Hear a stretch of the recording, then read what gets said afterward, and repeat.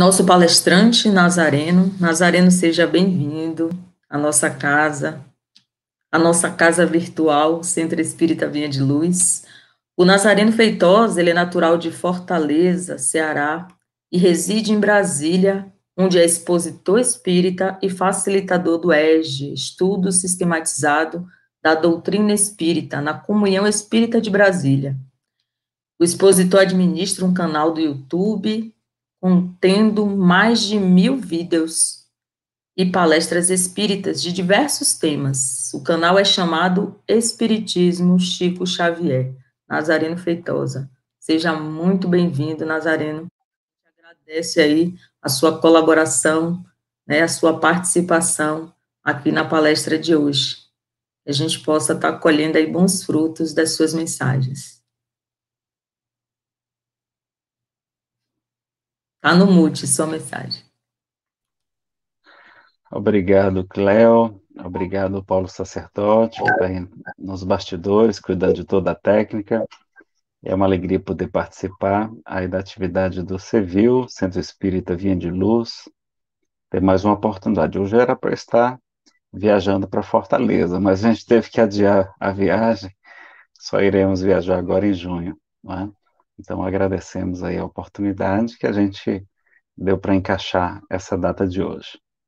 Bom, meus amigos, a gente então vai falar hoje sobre esse tema psicologia positiva, felicidade e Jesus, tá? Vamos falar muito sobre Jesus hoje também e vamos rogar a Ele, nosso Mestre, nosso Senhor, para que Ele nos abençoe, nos inspire, permita a assistência dos amigos espirituais que atuam em seu nome e que possamos ter um bom aprendizado na noite de hoje.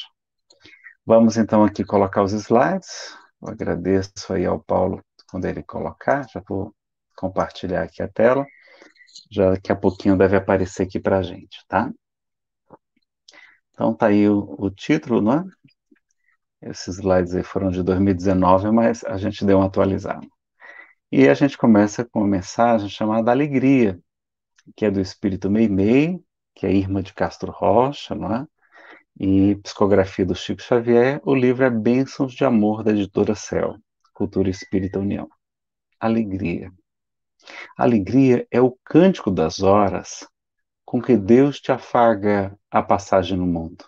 Em toda parte, desabrocham flores por sorriso da natureza, e o vento penteia a cabeleira do campo com música de ninar. A água da fonte é carinho liquefeito no coração da terra, e o próprio grão de areia, inundado de sol, é mensagem de alegria a falar-te do chão. Não permitas, assim, que a tua dificuldade se faça tristeza entorpecente nos outros, ainda mesmo que tudo pareça conspirar contra a felicidade que esperas. Ergue os olhos para a face risonha da vida que te rodeia e alimenta a alegria por onde passes. Abençoa e auxilia sempre, mesmo por entre lágrimas. A rosa oferece perfume sobre a garra do espinho, e a alvorada aguarda generosa que a noite cesse para renovar-se diariamente em festa de amor e luz. Então, todo dia tem uma novidade, todas as noites passam, surge um novo dia, e como Maria de Nazaré ensinou a Chico Xavier, tudo passa, e isso também passará. Então, esse período que a gente ainda está vivendo, né, ainda faltam mais aí alguns dias, algumas semanas, para a gente ter aí recursos como vacinas, soluções, aí melhores tratamentos a cada dia. A gente então vai perceber, olhar para trás e até agradecer por esse período de tanto aprendizado espiritual para a gente, porque nós sabemos que nós não morremos, né? Apenas o corpo é trocado, mas que só existe vida, e vida em abundância, como ensinava Jesus. Bom, então, nosso tema, e vamos ter hoje, então, fazer uma introdução, falar sobre psicologia positiva e felicidade, trazer outras dicas. Como é que era a felicidade para os filósofos? Quem seria o maior filósofo do mundo? Felicidade na visão espírita e o poema Onde está Deus, para a gente encerrar. Né? Então, hoje o planeta está bem melhor, nós temos muito mais tecnologia, saúde, não é? Temos muitos medicamentos, né, antibióticos, leitos de UTI, etc. A expectativa de vida aumentou muito. Há países com mais de 80 anos de expectativa de vida, como é o Japão. A tolerância, há menos preconceito em muitas áreas do mundo. Ainda há preconceito, mas bem menos que no passado. O conhecimento se expandiu de uma maneira extraordinária e está acessível a quase todos no planeta. A educação também. Temos as contribuições da filosofia, da psicologia, até da psiquiatria também, dos medicamentos, né? Ora, mas se tudo melhorou, por que aumentou a depressão? Por que que aumentou o consumismo como um anestésico para o sofrimento, né? Por que que aumentou o isolamento, não só esse desse período, mas antes disso, as pessoas cada vez mais isoladas? A drogadição, nunca tivemos tanta dependência química como hoje, e as pessoas também estão tirando mais a sua vida. Por que que será isso que está acontecendo? Por que que as pessoas estão mais infelizes, não é? Apesar de todas essas conquistas, todos esses avanços. Então a gente tem que se perguntar, não é? E aí o doutor Martin Seligman é um psicólogo, ele publicou essa obra Felicidade Autêntica, não é? É o marco do início da psicologia positiva, e ele foi investigar, porque a psicologia no passado, ela tinha três vértices, não é? Buscar a felicidade, tratar as doenças mentais e também combater o sofrimento. Então ela tinha três focos. Agora, atualmente, a gente focou tanto no combate às doenças mentais que os outros dois aspectos ficaram de lado. Então, ele diz que é importante que a gente resgatar isso e pesquisar sobre felicidade. Aí iniciaram-se muitas pesquisas sobre esse assunto no mundo e temos aí a contribuição de várias postagens, como a gente vai ver aqui. Está aqui o livro também que foi publicado, O Jeito Harvard de Ser Feliz, do Sean Achor, eu não sei como é que pronuncia isso, tá? Diz que é o curso mais concorrido da melhor universidade do mundo, que eles declaram que é Harvard, não é? E tem um filme também. Esse filme é Happy, né? Significa felicidade em inglês, são estudos sobre felicidade em várias partes do mundo, uma pesquisa científica, uma coisa muito bacana, um documentário, vale a pena assistir, tá? Tem ele nessas plataformas, pelo menos uma delas eu lembro que eu encontrei, e vi também no Vimeo, apesar que lá eu não sei se respeita os direitos autorais, tá? É uma plataforma Vimeo que nem o YouTube, mas tem o filmezinho para a gente assistir. E aí tem vídeos no YouTube também, que eu vou citar apenas dois, não é? Como Ser Feliz Literalmente, do canal Epifania, não é? Ele tem o subtítulo Tudo que Sabemos sobre Felicidade até agora, e tem outro vídeo chamado O Jeito Harvard de Ser Feliz, também com aquele atual escritor do Sean Hector. Então, nesta pesquisa sobre felicidade, né, trazida nesse videozinho de 10 minutinhos do Como Ser Feliz, literalmente, fez um apanhado, e a gente vai aproveitar esse resumo aqui com vocês. Ele vai dizer o seguinte, que 50% da nossa felicidade depende de um ponto de referência genético, ou seja, nós já nascemos com metade da nossa felicidade, a gente já nasce com ela. Ou seja, tem pessoas que já nascem mais felizes, mais otimistas, ou menos felizes, etc. E aí a doutrina espírita vai explicar, claro, o que são as conquistas do espírito imortal, que já conquistou alguns pontos de avanço e já traz mais felicidade, mais alegria, mais otimismo, mais fraternidade, enquanto que outros ainda trazem alguns conflitos, algumas questões, não é? Então, só metade é que é genético. A outra metade não depende da genética, está nas nossas mãos. 10% são coisas externas, como salários, status, beleza, juventude e poder, que a gente gasta muita energia tentando buscar isso, mas só responde por 10% da nossa felicidade. Então, riqueza não traz felicidade, traz conforto, beleza também, né? Tá todo mundo aí rico, belo e jovem, usando drogas, tirando sua vida, não é? Isso não traz conforto, traz algumas facilidades, mas não traz felicidade. E 40%, a maior parte, então, depende de um comportamento intencional, ou seja, que a gente pode ser treinado para ser feliz. E eles trazem, então, essas dicas, esse treinamento, essa capacitação que é muito estudada na psicologia positiva. Tem muitos vídeos sobre o assunto, outros livros também, que vocês podem consultar se tiverem interesse, tá? E eles vão dizer o seguinte, que o sucesso, em vez de buscar o sucesso para encontrar a felicidade, não. Eles dizem que devemos buscar a felicidade, porque quem é mais feliz tem mais sucesso. Então, a felicidade traz mais sucesso e melhores relacionamentos, melhor remuneração no trabalho, um ambiente de trabalho mais agradável. A gente é mais amado e mais querido quando a gente é feliz, que a gente se torna uma pessoa muito agradável, né? A nossa companhia é muito legal. Em vez de aquela pessoa pessimista, triste, carrancuda, que fala muita coisa negativa, não, a gente fala só coisas positivas, né? Ou principalmente coisas positivas. E aí a gente precisa, o videozinho fala, ó, a gente precisa aumentar a dopamina, o primeiro item, né, que é um dos neurotransmissores responsáveis pela felicidade. 2, buscar os estados de flow, a gente vai explicar o que que é. Valorizarmos a felicidade, conhecemos a tristeza.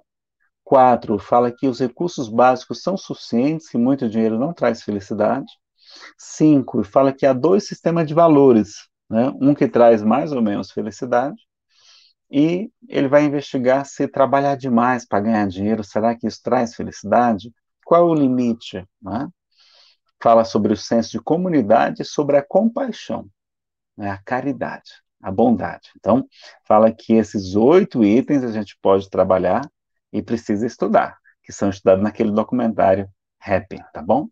Então, primeiro, aumentar a dopamina. Né? Eles falam que a atividade física variada, evitando a monotonia, né? Poder com natureza é melhor você poder fazer uma caminhada, uma corrida, uma atividade, uma ginástica localizada, né? Uma yoga, um tai chi chuan, etc. Tá? Dormir bem, né? Em torno de 8 horas por dia, varia com a idade e cada pessoa.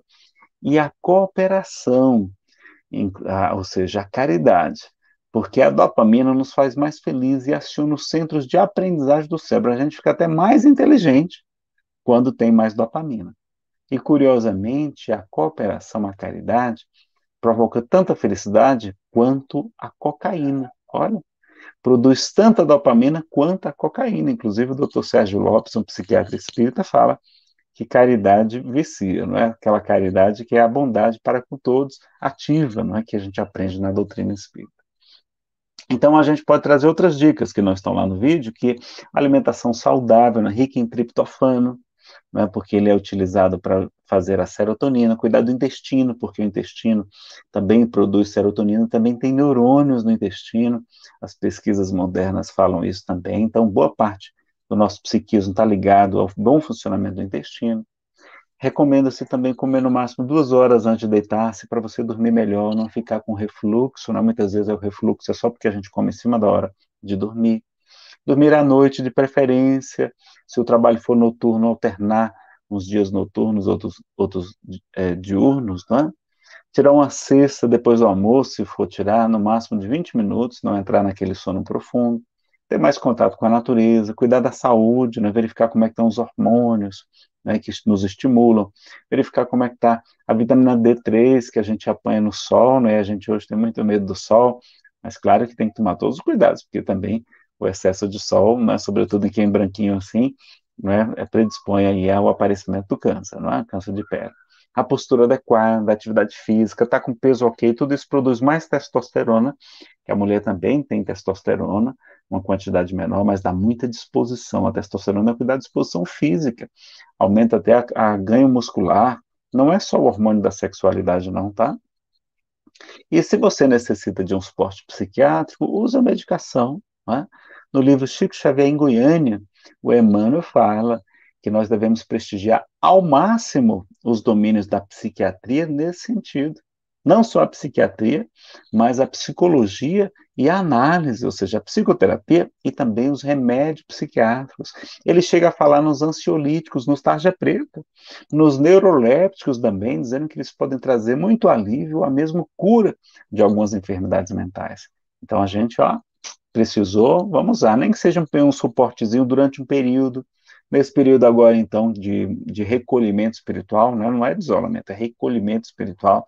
Vamos aproveitar esse período para dar um upgrade espiritual. Então, a gente está precisando, busca o médico, né? De preferência um psiquiatra, um especialista, para dar um apoiozinho nesse período. Depois você vai tirando o remédio, tá? E a segunda dica, que é o buscar os estados de flow, é, por exemplo, quando você faz alguma coisa sem o fim específico, não é só por prazer, por exemplo, atividade física, tocar um instrumento, estudar para alguns, não é? Desenhar, pintar, trabalhar também, não é? Dançar, como é bom dançar. Quando eu estou meio para baixo, assim, eu boto umas músicas dos anos 80, né? Na época que eu era solteiro, e farreava muito, né? Não era espírita e tal. E não que o casamento seja ruim, minha esposa também dança comigo, mas é muito bom. Aí eu começo a dançar, fazer atividade física, né? Então, naquela hora, você não está pensando nos problemas. Quando a gente está ocupado, não é? Por isso que no Livro dos Espíritos fala que também a pessoa tira a sua vida por causa do efeito da ociosidade e muitas vezes da saciedade, do excesso de saciedade também, né? Então, recomendando o trabalho, ou seja, estar com a mente ocupada, porque mente vazia, oficina do mal, já diz o ditado popular, não é? Então, é quando a gente esquece, é chamada atenção plena. Lembram da atenção plena dos budistas, dos zen budistas, né? Da gente estar vivendo intensamente cada momento, e Jesus falou disso também, a gente vai ver aqui. Então, buscar os estados de flow. Tem um detalhe também, ó, se a sua habilidade é menor do que o desafio, isso pode gerar ansiedade ou frustração, tá? Agora, se sua habilidade é maior que o desafio, isso pode gerar tédio. Você vai é convidado para uma coisa que você já domina, isso aqui não tem graça. Agora, quando tem o equilíbrio, aí a gente está no estado de flow, quando a gente está ali, né, buscando ali os limites, tá? E aí ele fala o seguinte, que a tristeza faz a gente valorizar a alegria, porque a felicidade é passageira, né? A gente tem uma tolerância àquela felicidade. Se você está muito feliz, daqui a pouco você se acalma. Por quê? Porque o próprio organismo já tem uma certa tolerância, desenvolve uma certa tolerância àquela felicidade. Então, nós precisamos dos problemas para valorizar os momentos felizes e para crescer, para evoluir. Mas se não fosse o problema, o desafio, a gente não cresceria, a gente se atrofiaria espiritualmente. E lembrar que os problemas também passam, tudo passa. E isso também vai passar. Né? Eles descobriram também que ter os recursos básicos são suficientes, não é? A gente vai ver lá no Livro dos Espíritos também a esse respeito. Eles falam, inclusive, da adaptação hedonista, que a alegria de novos prazeres passa e voltamos ao estado normal. Então, você compra um sapato novo, compra um carro novo, sei lá, um celular, você fica ali empolgado 2, 3 dias, daqui a pouco você nem lembra mais dele. Né? Então, tem essa adaptação. Né? E o dinheiro que excede as necessidades básicas não traz felicidade. Por exemplo, nos Estados Unidos tem pessoas muito ricas e tem muita depressão, muita dependência química, muita gente tirando sua vida. Agora, a falta de dinheiro pode gerar infelicidade por causa do apego também, do medo, da rejeição, não é? Então, a gente não ter as necessidades básicas de alimentação, de segurança, de moradia atendidas, a gente realmente, claro, que vai sentir falta. Se você está vivendo alguma dessas dificuldades, a gente recomenda uma palestra nossa chamada Dificuldades Financeiras e Desapego, né? Dificuldades financeiras e desapego, tá? Sistema também, ele fala que tem dois tipos de sistema de valores, não é? Baseados em metas. Tem um sistema de valores baseado nas metas extrínsecas, que são as externas, são as pessoas mais infelizes. Por exemplo, as pessoas estão sempre buscando dinheiro, imagem, status, poder. Isso não traz felicidade. Então, essas metas não trazem felicidade. Agora, se você tem um sistema de valores diferentes, buscando essas metas intrínsecas, ou seja, internas, as pessoas são mais felizes. Que é o quê? Buscar o crescimento pessoal, bons relacionamentos, né? Melhorar os relacionamentos, o senso de comunidade também, a vontade de ajudar. Tudo isso traz mais felicidade, mais do que a riqueza da beleza do poder. Tá? E deve ser trabalhador até que limite? Bom, no Japão eles têm lá o PIB, não é? Enorme, o produto interno bruto, que é a produção do país, não é? Mas tem muito sofrimento, muita gente tirando sua vida. Enquanto que no Butão, um país pobre, eles colocaram a qualidade de vida em primeiro lugar. Então eles desenvolveram o conceito da FIB, felicidade interna bruta. Olha que coisa interessante, não é? E vejam que países pobres, às vezes, podem ser muito mais felizes que os países chamados mais desenvolvidos. E também o senso de comunidade, por exemplo. Na Dinamarca, aliás, eu tenho uma irmã que mora na Dinamarca, outra mora nos Estados Unidos. Eu não sei se vocês sabem, mas nós, os cearenses, temos um plano de dominar o mundo, né? De onde você for, tem cearense, é uma coisa impressionante. Então, lá na Dinamarca, que é considerado o povo mais feliz do mundo, eles dizem que existem mais pessoas vivendo em comunidades do que os demais países industrializados. Pessoas, tem muitos lugares onde tem 20 famílias partilhando refeições numa mesma casa grande, não é? Tarefas, lazer, cooperação, como se fosse uma grande família. Então, são várias dessas comunidades, então isso também aumenta a quantidade de felicidade, né? Como a gente morava no passado, no interior, aí tinha os vizinhos, um ia matar um porco, aí todo mundo tinha que ajudar, porque dá muito trabalho para matar um porco, aquela confusão toda, e aí depois todo mundo pegava um pedaço e reunia na casa do compadre, e aí isso traz muita felicidade, né? O senso de comunidade, tá? E a compaixão também, eles pesquisam uma tribo na República da Namíbia, onde tem muita felicidade, eles descobrem também, então, que tem a compaixão, ou seja, eles fazem tudo em grupo, tem muita cooperação, tem solidariedade. Quando alguém adoece, vai todo mundo lá visitar, todo mundo vai lá fazer preces, não é? Ajudar de qualquer maneira. Então, é esse senso de o quê? De amor, pessoal. Isso é o amor que é o alimento das almas, como a gente aprende no livro Nosso Lar, não é verdade? E também demonstra que a meditação focada na compaixão, já tem pesquisa demonstrando isso, que ela altera o tamanho das áreas corticais da felicidade no cérebro. Que há mudanças em apenas 2 semanas de prática. Olha como a meditação, sobretudo focada na compaixão, vai nos ajudar, tá? O próprio Dalai Lama vai dizer que o guru que me ensinou compaixão foi minha mãezinha, não é? Que coisa bonita do Dalai Lama, esse grande mestre aí para todos nós também. E aí, no livro O Jeito Harvard de Ser Feliz, o Sean Lackner traz algumas dicas, um treino eficaz para a felicidade. Por exemplo, é, você buscar, durante 21 dias, ter pelo menos 2 minutinhos para você treinar. Primeiro, você lembrar de 3 motivos diferentes para ser grato, para agradecer. Todos os dias, não é? Isso ensina o cérebro a buscar primeiro o que é positivo na vida, não fica focando no negativo. Anotar as experiências positivas nos últimos 24 horas. Só de você lembrar, já produz também mais neurotransmissores como a dopamina. Os atos de gentileza, então elogie os amigos todos os dias, manda 3 WhatsAppzinho, 3 e-mails, dizendo, ô meu amigo, eu quero tanto bem, você é uma pessoa tão competente, tão bacana, não é? Tem um ótimo dia. Aí a pessoa vai ficar feliz, né? Receber um elogio. Já manda um elogio para você de volta, vai ficando todo mundo feliz. E isso é uma retroalimentação. Eles falam em 21 dias porque tem pesquisa demonstrando que um comportamento que você repete durante 21 dias, aí ele se torna um hábito. Mas se for interrompido antes de 21 dias, é mais difícil tornar aquilo um hábito. Então, se você quiser fazer o treino, tá? Qualquer coisa você está assistindo aí e a gente vai mudar o slide, depois você volta, dá um pause e você verifica aí, tá? Dá um print screen se quiser, tá? Mas tem os slides todos das nossas palestras no meu site, é nazarenofeitosa.com.br, tá joia? nazarenofeitosa.com.br, você pode baixar todos os nossos slides lá gratuitamente.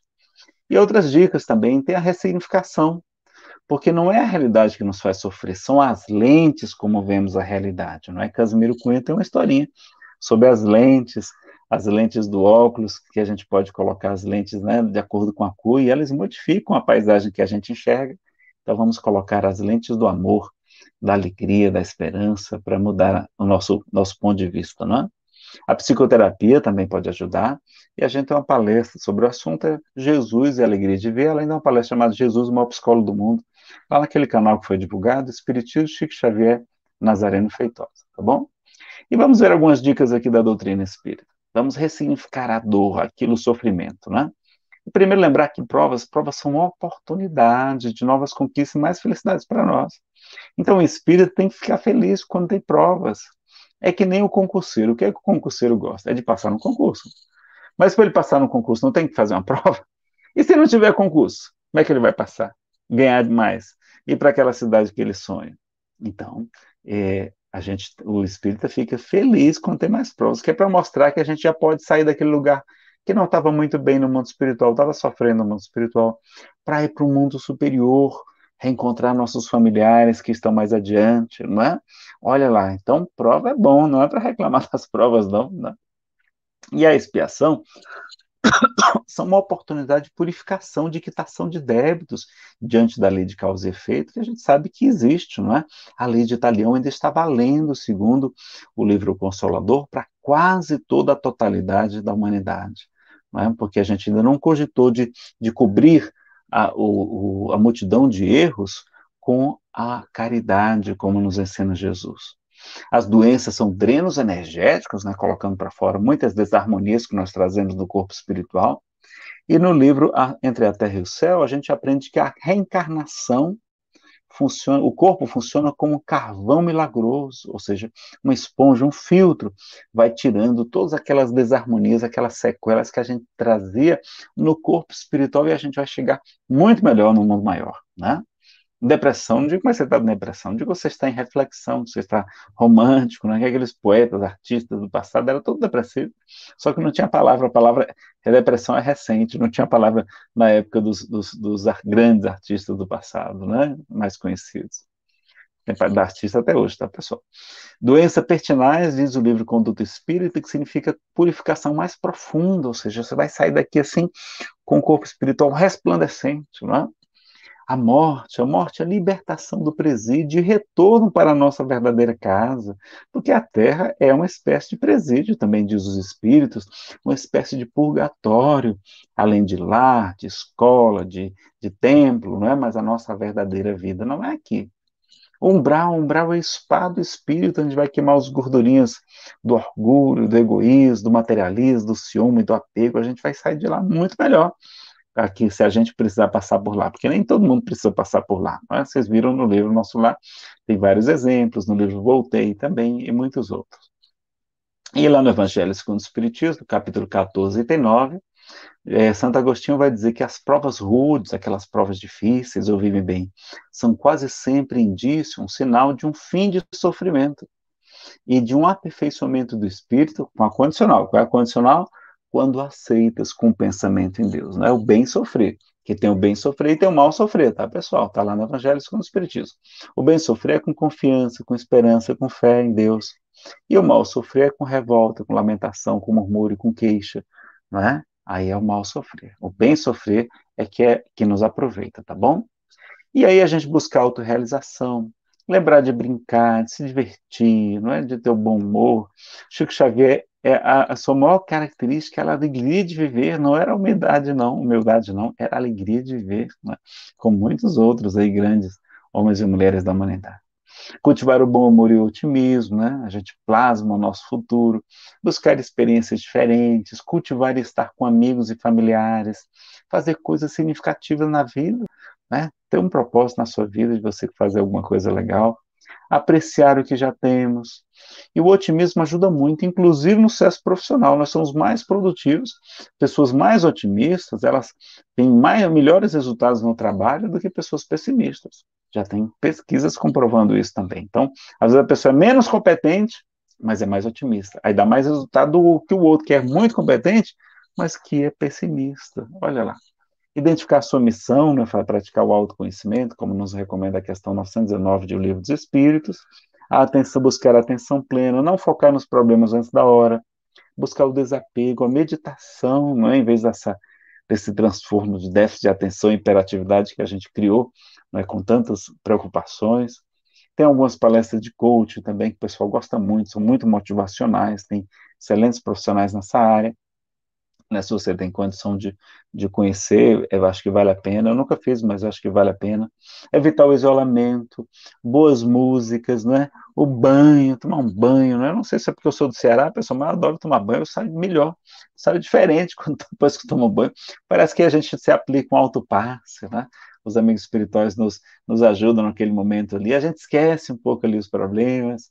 Agora, cuidado com o excesso de notícias ruins também, né? A mídia, porque o que vende mais são as notícias ruins, aí a gente fica lá sendo bombardeado 24 horas por dia de notícias ruins. Vamos deixar isso de lado um pouco, fazer uma leitura edificante, assistir uma palestra do Servil, não é?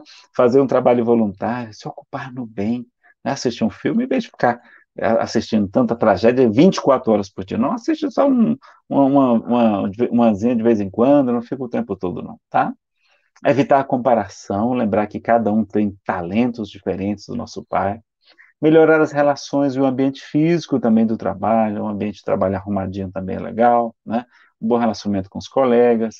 A plenitude versus a incompletude, nós procuramos a outra metade, as almas gêmeas, que não existem, diz o livro dos Espíritos, não é? A gente, na verdade, aqui na Terra, a gente vai ficar sempre se sentindo incompleto, diz Joana de Ângeles, na mensagem Tentações Afetivas, do livro Vigilância, da editora Leal. E em casa você pergunta assim, ó, você prefere ter razão ou ser feliz? Então, será que não é melhor ser feliz do que ter razão? Ficar brigando para provar que você tem razão? Não, melhor é ser feliz. Em casa, a minha mulher sempre tem razão. Pronto, aí eu sou mais feliz assim. Identificar, anotar nossas qualidades e virtudes também é um autoconhecimento positivo, né? Porque a gente faz, em vez de reforma íntima, a gente faz tortura íntima, não é? Então, nada disso, né? Isso é fruto do nosso orgulho, essa tortura íntima, né? Fazer caridade, mas sem salvacionismo. A gente tá aqui, não está aqui para salvar o planeta, salvar o marido, o filho, não. A gente está aqui para ajudar, para colaborar, mas aqui estamos aqui para nos auto-aperfeiçoarmos, né? Etc. Então, está lá o autoconhecimento.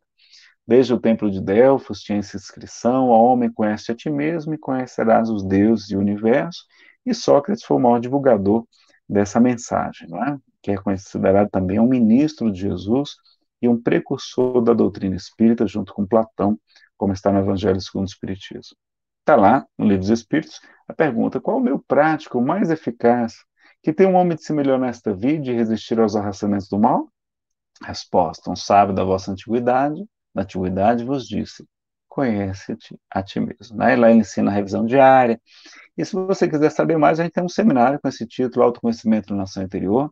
São várias horas, são cerca de 6 palestras, tá? Elas estão no YouTube, você pode procurar. Tem uma playlist só com elas. E aí a gente tem estudando isso com mais profundidade, buscando outras técnicas também, falando de exemplos de iluminação, etc. Tem um material bem interessante, quem quiser conferir lá no nosso canal no YouTube. Aí Aristóteles, um grande filósofo, não é? Ele vai dizer que as virtudes produzem felicidade, enquanto que os vícios, quando inclusive vocês lerem vícios na doutrina espírita, não é vício de dependência, não. É vício no sentido de contrário de virtude, tá? Na filosofia, vício é o contrário de virtude. Vício é imperfeição, é falta de qualidade, é defeito, né? Ele fala, então, que as virtudes buscam a felicidade. Ele escreve o livro Ética a Nicômeno, não é? Que é um livro para o filho dele, um roteiro para ser feliz, falando das virtudes. Né? Buscar a justa medida, ou seja, o caminho do meio, como o Buda também veio ensinar. Que as virtudes podem ser desenvolvidas através dos bons hábitos. Olha lá, o hábito faz o monge, ou seja, de tanto a gente repetir, a gente acaba se modificando, se transformando. E o Espiritismo também ensina que quanto mais evolui o espírito, maior a felicidade. Então vamos nos esforçar na nossa evolução. Agora, desses vários filósofos, quem foi o maior filósofo? Se é que a gente pode chamá-lo de filósofo, porque ele é muito mais do que isso, né? Claro, Jesus de Nazaré, na verdade. Está lá na questão 625 do Livro dos Espíritos. Qual o tipo mais perfeito que Deus tem oferecido à humanidade para servir-lhe de modelo, ou seja, para ser seguido, para ser repetido o que ele faz, né? E guia também. E a resposta veio de Jesus, ou Jesus, depende da tradução. Então, ele tem um conhecimento atual que atravessou os milênios, porque é extremamente profundo. Jesus é chamado o médium de Deus por Kardec e por Eurípides Bassanova. Agora, quais são as características dele? Que ensinamentos ele nos trouxe sobre felicidade, não é? Bom, no livro Boa Nova, os apóstolos perguntam a Jesus qual a primeira qualidade, o que é o mais importante? E ele vai dizer que é a fidelidade a Deus. Olha que coisa. Seguir os mandamentos de Deus, não é? Não é a fé em Deus, não, porque já houve traduções, por exemplo, que a história da salvação pela fé, na verdade, é pela fidelidade. A fé é importante, mas mais importante é a fidelidade. Só que na tradução, São Jerônimo, quando foi traduzir para o latim, onde tinha fé e onde tinha fidelidade, ele traduziu tudo por credere, que significa fé, não significa fidelidade. E a tradução fica equivocada. Por isso até que começaram a interpretar de que era salvação pela fé, mas é pela fidelidade, ou seja, pela fé e pelas obras, ou seja, é a fidelidade a Deus, tá? As palavras que estavam lá em hebraico, em grego, tudo foi traduzido por credere e não foi uma tradução correta, tá? E aí foi repetida por muitos outros, né? Então ele ensina que existe um reino dos céus, fala que meu reino não é deste mundo, fala que é que a gente vai ter aflições, vamos ter desafios evolutivos, não é? A gente não tem problemas, a gente tem desafios evolutivos, tá? É mais otimista, assim, né? Não, a gente vai reclamar do marido, do filho, da esposa, da sogra, não. A gente fala assim, da nora, não. A gente fala assim, fulana, olha, você não sabe o desafio evolutivo que tenho lá em casa nessa encarnação, né? Eu devo ser um espírito nobre para Deus ter me confiado uma missão tão difícil e tal. A gente sai da posição de vítima e se coloca como protagonista, né? E ele fala, então, no mundo deles aflições, mas tem de bom ânimo, né? Eu venci o mundo. E buscai primeiro o reino dos céus e a sua justiça, e tudo mais vos será acrescentado. Ensinou-nos a respeito à reencarnação diretamente em várias passagens, como estão aí. A gente vai correr um pouquinho por causa do horário, a gente só tem 45 minutos, tá? Era evolucionista também, ser de perfeitos, olha lá. E a gente vai precisar de várias vidas, né, para alcançar a perfeição. Vem ensinar o amor e o auto-amor, que na doutrina espírita também é repetido, o conhecimento e conhecereis a verdade, e a verdade vos libertará, que a doutrina espírita, no Espírito Verdade, fala que espíritas amai-vos, eis o primeiro mandamento, e instruí-vos, eis o segundo, né? Então vamos conhecer as obras de Kardec, o Novo Testamento, vamos estudar as obras, né, importantes, o autoconhecimento, ele também nos ensinou, a humildade, a importância de ter limites, cuidado com o perfeccionismo, com o orgulho, não é? Evitar a hipocrisia, em vez, o certo é ser modesto, não é ser hipócrita, não é? Era resignado, né, mostrando a importância da aceitação em vez da negação, não é? O próprio Chico dizia que 50% da cura chama-se aceitação. Os outros 50% vem com o tempo, devagarinho. A reforma íntima, né, ele pregou a metanoia que é a tradução de arrependei-vos. Arrependei-vos é mudança de mente, metanoia é mudança de pensamento, é reforma íntima, porque o reino de Deus está próximo, não é? E aí nós temos estudos do Evangelho participativos em vários estados do Brasil, inclusive aqui no DF, lá na Federação Espírita do DF, nas quintas-feiras, né? É o estudo do Evangelho segundo o Espiritismo participativo, seguido de passes e água magnetizada, reunião de desobsessão. Caridade de Kardec, não é? Então ele nos recomenda também o esquecimento de si mesmo. O perdão é repetido várias vezes de maneira muito enérgica. A parábola mais dura da Bíblia é a parábola do credor incompassível. E ela é sobre perdão. É perdoar é para que Deus os perdoe. É muito importante o perdão, até para a felicidade. O auto-perdão, então, é muito bacana. Jesus fala que o trabalhador que lança a mão da charrua e olha para trás, pega no arado e olha para trás, não é digno do reino de Deus, né? A coragem era um momento corajoso, assertivo, não é? A agressividade bem canalizada quando ele expulsa os vendilhões e especuladores do templo, iniciativa e ação, cultivar a fé, cultivar a amizade, a alegria, não é? Nos diz o livro Boa Nova, é a alegria de Jesus com Levi, depois que ele explica sobre o Sermão do Monte, também aconselhando Bartolomeu, que era meio deprimidozinho, também a ter alegria, trabalhar, né? Ele fala que eu trabalho até hoje, meu pai também trabalha, a evolução ficou repetida, desobsessão, ele esclareceu muitos espíritos impuros, né, expulsou-los, evangelioterapia, ele fazia o estudo das lições do evangelho no lar, como é uma prática maravilhosa que a gente recomenda, é uma campanha permanente da Federação Brasileira, tá? Isso a gente fazer em voz alta, em dia e hora determinados, uma vez por semana, 20 minutinhos é suficiente. Ele curava corpos, sim, mas era para chamar atenção para a mensagem que cura os nossos espíritos imortais. Acolher suas emoções. Jesus chorava, ele vivia o luto, ele chorou por Lázaro, chorou no Monte das Oliveiras, não é? A serenidade, nos ensinou a serenidade para a gente não andar ansioso, não é? Pediu para a gente olhar as aves do céu, os lírios do campo, viver o momento presente, não é?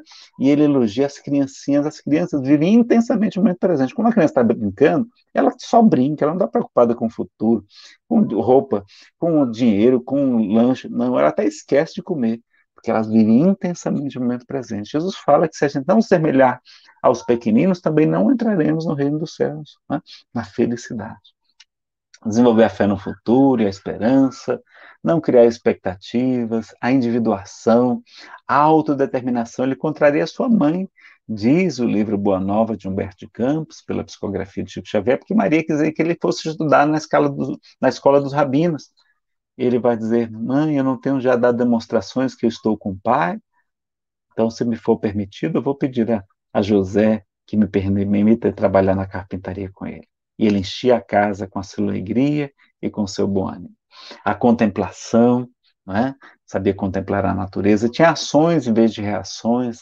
O trabalho em equipe, ele não buscou o trabalho em equipe, né? A cooperação. Ele era puro e não puritano, que é diferente, não é? Ele comia bem, bebia vinho, era simples, uma virtude muito esquecida, inclusive no movimento espírita, a simplicidade, né?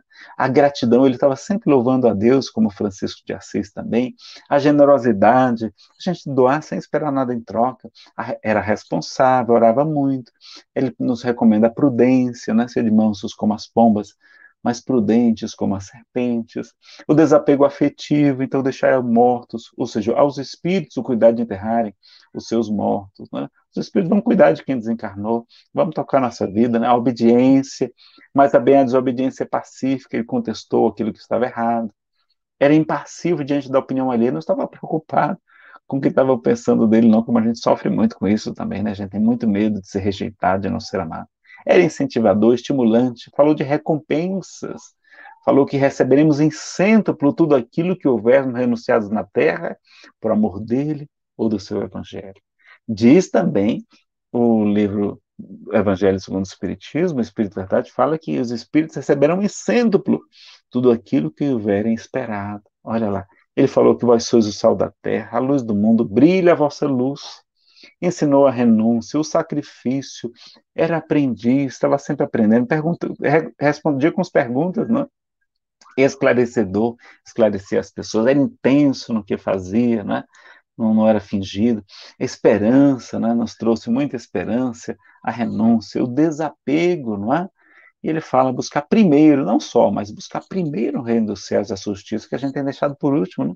Ele não teve um berço de ouro, o seu pai não era um homem de posses, desencarnou cedo, tudo indica, José, que era mais velho já que Maria, não teve estudos, não é? Jesus não pôde casar, não pôde ter uma família, ter filhos, netinhos, não tinha uma casa, ele não tinha uma pedra onde reclinar a cabeça, e era feliz, não é? Não tinha carro, a gente reclama que ia ter um carro zero, não sei o quê. E o filho excelente de Deus não tinha um carro, andava a pé nas estradas ensolaradas e pedregosas da Judéia, da Galileia, da Samaria. Não é dinheiro, não tinha poupança, mas também não sonegou impostos, pediu ajuda à providência divina, não é? Pedro pegou um peixe, tirou dele 2 dracmas, não tinha trabalho, não tinha títulos nobres, não é? Pós-doutorados, etc.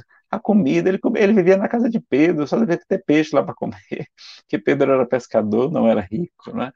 Tempo, ele tinha tempo até para abençoar os filhos dos outros, a gente não tem tempo para as nossas crianças, né? Omissão, ele não se omitia, ele, ele também, os seus amigos, todos o abandonaram, mas ele não sofreu por isso, ele estava desapegado disso.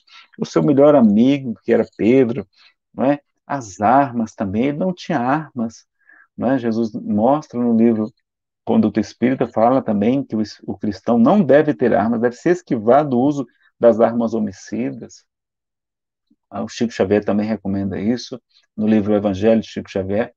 Incolumidade, né? Ou seja, atacaram a ele, cuspiram seu rosto, machucaram. Não se defendeu diante de Pilatos. A sua glória do mundo foi o quê? Foi um cetro de cana, era um caniço de cana, a coroa era a coroa de espinhos e o trono foi o madeiro inflamante, né? A cruz.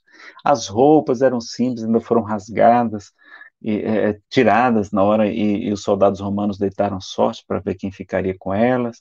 A mãe, ele renuncia até a mãe, entrega ela para João, fala para João, filho, eis aí tua mãe, e agora, como era, já não era mais sua mãe, ele fala, mulher, eis aí teu filho. Olha que lição linda, até esse grande tesouro da nossa vida que é a mãezinha, a vida, renunciou à vida por amor a todos nós, né? O túmulo foi por empréstimo, ele não tinha um túmulo rico, ostentação, não é? Os seus trabalhadores eram tudo atrapalhadinho e ele tinha um desapego até do resultado, como aliás Krishna, o seu outro grande emissário também de Jesus, ele também ensina o desapego do resultado lá no Bhagavad Gita, não é? E nos ensinou o roteiro para a felicidade, que são as bem-aventuranças, como está lá no Sermão do Monte, não é? Que são, a gente pode resumir as 9, que é a humildade, resignação ativa, aceitação sem revolta, a mansidão, a paz, a confiança, a esperança para os injustiçados, a misericórdia, a compaixão com os ofensores, a pureza de coração, ser um pacificador, que é diferente de ser pacífico, né? Que o pacificador promove a paz, a confiança, a esperança para os perseguidos por causa da justiça e também para os caluniados e perseguidos por causa dele, né? Dizer que a gente ia ter regozijarmos, né? Ter muitas alegrias, porque teremos uma grande recompensa no reino dos céus, porque também fizeram assim com os profetas. No livro Jesus no Lar, né, o Lúcio ensina uma história de Jesus e ele vai terminar ensinando para a felicidade a fazer aos outros tudo aquilo que gostarias que vos fizessem, tá? A gente então vai agora para o nosso encerramento, vou ler um poema então para a gente concluir. Tinha mais coisa aqui no slide, depois vocês checam lá no nosso site, tá? Tem essa palestra gravada com mais tempo também de duração. E a gente encerra lembrando de Jesus, não está escrito, vós sois Deus, está lá no Salmo 82, vós sois Deus e filhos do Altíssimo, todos vós. Ele fala também ainda, em verdade vos digo, que aquele que crê em mim também fará as obras que eu faço e as fará maiores do que estas. Olha que coisa linda também que ele nos fala. Olha, ele fala em obras, olha a importância das obras, não é? Não é tão importante a fé, não, é importante as obras. Vós sois o sal da terra, a luz do mundo.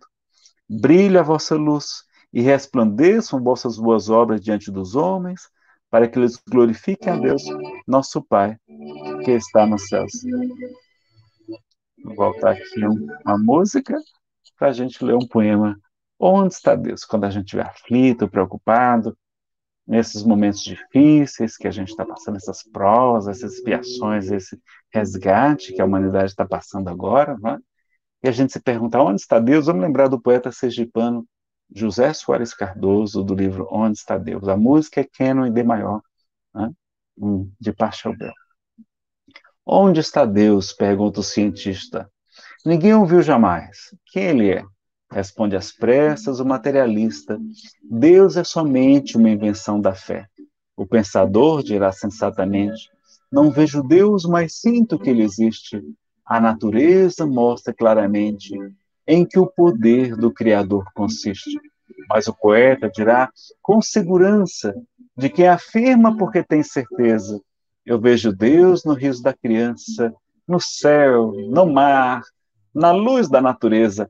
Contemplo Deus brilhando nas estrelas, no olhar das mães fitando os filhos seus, nas noites de luar claras e belas, que em tudo pulsa o coração de Deus. Eu vejo Deus nas flores e nos prados, nos astros a rolar pelo infinito. Escuto Deus na voz dos namorados e sinto Deus na lágrima do aflito. Percebo Deus na frase que perdoa, contemplo Deus na mão que acaricia, escuto Deus na criatura boa e sinto Deus na paz e na alegria. Eu vejo Deus no médico, olha os profissionais de saúde salvando. Presinto Deus na dor que nos irmana. Descubro Deus no sábio procurando, Allan Kardec procurando compreender a natureza humana. Eu vejo Deus no gesto da bondade. Escuto Deus nos cânticos do crente. Percebo Deus no sol, na liberdade, e vejo Deus na planta e na semente. Eu vejo Deus, enfim, por toda parte, que tudo fala dos poderes seus. Descubro Deus nas expressões da arte. No amor dos homens também sinto Deus. Mas onde eu sinto Deus com mais beleza, na sua mais sublime vibração, não é no coração da natureza, é dentro do meu próprio coração. Então tá aí o poema. Onde está Deus? José Soares Cardoso, do livro Onde está Deus? A música que é D maior. Nosso agradecimento. Aí está o nosso canal no YouTube. Essa palestra também vai ficar disponibilizada lá. Chama-se Espiritismo Chico Xavier Nazareno Feitosa. Nosso Facebook e aí os slides. E também tem uma lojinha virtual, nazarenofeitosa.com.br. Toda a renda desses CDs, DVDs, pendrives e palestras para download também tem. Toda a renda é revertida para o GEVIM, o grupo de evangelização e visita aos irmãos jovens e adolescentes privados de liberdade, os jovens presos aqui do DF, o grupo Chico Xavier, vinculado à Comunhão Espírita de Brasília, tá? Aqui depois no nosso canal a gente vai colocar os dados da conta. Quem quiser fazer uma doação, a gente está arrecadando panetones de chocolate para doar para eles saberem que Jesus não esqueceu, não desistiu deles, e nós também não. E a gente está lá evangelizando para ajudar pelo menos alguns a saírem dessa vida, não é? E se tornarem homens e mulheres de bem. Tá bom? A gente retorna aí para Cléo. Eram 45 minutos, né, Cléo? Isso mesmo, né? Tudo certinho, né? Sobrevivemos. Ah, Nazareno, que maravilha, É, né? Trouxe aí para a gente grandes exemplos, né, de mudança de atitude mental do indivíduo, né, como é que ela é indispensável, né, para afastamento dos quadros negativos. Muito bom. Muito sim, obrigado. verdade. Obrigado a você, querida, pela oportunidade. Viu? Que Deus lhe abençoe e continue lhe intuindo, para que você possa estar trazendo sempre essas mensagens belíssimas. Então, só tenho Obrigado. que agradecer, né? Então, vamos Sim. agradecer aqui com uma mensagem de Joana de Ângeles, psicografada por Divaldo Franco. A mensagem ela tem o título Ao Amanhecer. Dia novo, oportunidade renovada. Cada amanhecer representa a divina conceição, que não podes nem deves desconsiderar. Mantém, portanto, atitude positiva em relação aos acontecimentos que devem ser enfrentados. Otimismo diante das ocorrências que surgirão. Coragem nos confrontos das lutas naturais. Recomeço de tarefa interrompida. Ocasião de realizar o programa planejado. Cada amanhecer é convite sereno à conquista de valores que parecem inalcançáveis. À medida que o dia avança, aproveita os minutos sem pressa, sem postergação do dever. Não te aflijas ante o volume de coisas e problema que tens pela frente. Dirige cada ação à finalidade específica. Após concluir um serviço, inicia outro, e assim, sem mágoas dos acontecimentos desagradáveis, volve a lição com disposição, avançando passo a passo até o momento da conclusão dos deveres planejados. Não tragas do dia precedente o resumo das desditas e dos aborrecimentos. Amanhecendo, começa o teu dia com alegria renovada e sem passado negativo, enriquecido pelas experiências que constituirão recursos valiosos para vitórias que busca. Dona de Ângeles, psicografada aí pelo nosso irmão Divaldo Pereira Franco. Que Olha Deus aí, muito parecido com o que a gente falou aqui na palestra, né? verdade. Então, eu tentei aqui buscar o máximo, né, de tudo aquilo que você falou, e é bem condizente com a mensagem da noite de hoje. Que Deus lhe abençoe, Nazareno. Fica com Deus e até a próxima. Obrigado, querido. Um abraço e obrigado, viu, Paulo, pela oportunidade de estar aqui com vocês também, por todo o apoio. Muito obrigada.